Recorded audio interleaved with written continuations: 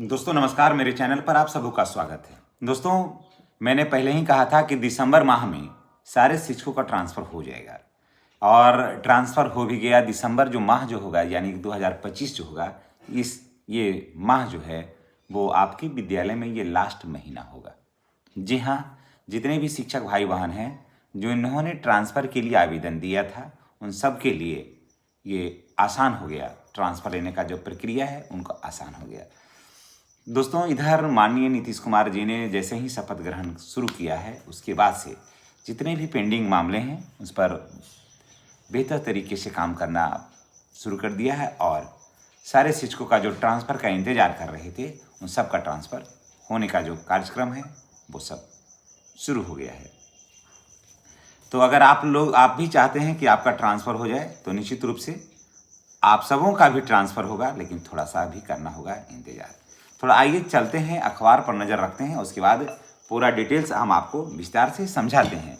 जिला में तबादला किए गए शिक्षकों को की 31 दिसंबर तक स्कूलों में होगी तैनाती। जी हाँ, पिछले दिनों अंतर जिला तबादला के लिए 27,171 शिक्षकों की 31 दिसंबर तक स्कूलों में तैनाती हो जाएगी। जी हाँ, 27,171 शिक्षकों का स्कूल में तैनाती हो जाएगा, यानी ट्रांसफ़र हो जाएगा। और इस शिक्षा कोष पोर्टल पर इन शिक्षकों का 24 नवंबर से 5 दिसंबर तक 5-5 प्रखंडों का विकल्प मांगा जाएगा। जिनका ट्रांसफ़र होगा वो 5-5 प्रखंडों का विकल्प देंगे।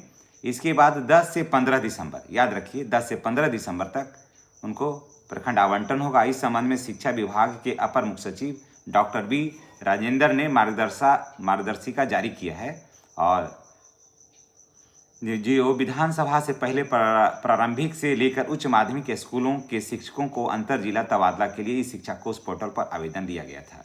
उसके बाद क्या हुआ था कि बीच में चुनाव आ गया था, तो चुनाव आने की वजह से वो रुक गया और रुक जाना स्वाभाविक था। और जब जैसे ही चुनाव समाप्त हो गया, काउंटिंग चल ही रहा था कि इधर से काम इस पर शुरू हो गया है। अब देखिए क्या है कि स्थानांतरण के लिए 41,684 शिक्षकों ने 3-3 जिलों का विकल्प दिया था, जिनमें से 24,732 शिक्षकों को विकल्प वाला जिला आवंटित हो गया। जिन लोगों ने दिया था, उनको जो विकल्प दिया था जिला में, वहाँ उनका हो गया है। जिन शिक्षकों से मांगे गए जिलों में कोई भी नहीं मिला, वो फिर अन्य जिला में उनको विकल्प के लिए आवेदन मांगे गए हैं। इनमें से 9,849 शिक्षकों ने आवेदन किया जो 2 दिन पहले। इनमें से 2,429 शिक्षकों का तबादला जिला में कर दिया गया है, जिला आवंटन कर दिया गया है। और कुल 27,732 शिक्षकों को जिला तबादला कर दिया गया है। तो ये देख लीजिएगा, आपके पास भी अब मैसेज जा रहा होगा कि आपका तबादला कहाँ हुआ है। शिक्षकों द्वारा दिए गए प्रखंडों के विकल्प में से किसी एक प्रखंड को आवंटन होगा। जो आपने प्रखंड दिया है उसमें से किसी एक का आवंटन होगा कि आप 5 जगह दिए हैं, तो उसमें से देखिएगा किसमें आपका होगा, है ना। इसके हिसाब से इसके बाद शिक्षकों की रिक्ति और विषय के हिसाब से स्कूल में तैनाती होगी। जिन शिक्षकों को इनके द्वारा दिए गए प्रखंडों पर विकल्पों में रिक्त नहीं रहेगा, वहाँ उन्हें जिला के अंदर अन्य प्रखंडों में रिक्ति के अनुसार भेजा जाएगा। जहाँ सीट खाली नहीं रहेगा ना, तो वहाँ दूसरे प्रखंड में आपको भेजा जाएगा, उसी जिला में।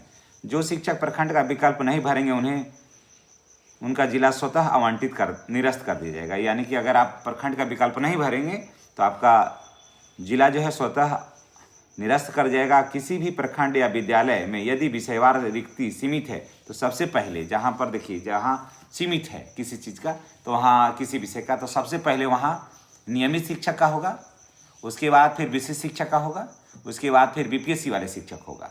इसमें भी कोटि है। नियमित शिक्षक में अगर कोई शारीरिक रूप से महिला और पुरुष विकलांग हैं, तो पहले महिला विकलांग को होगा, उसके बाद फिर पुरुष विकलांग का होगा, उसके बाद फिर जनरल शिक्षक का होगा।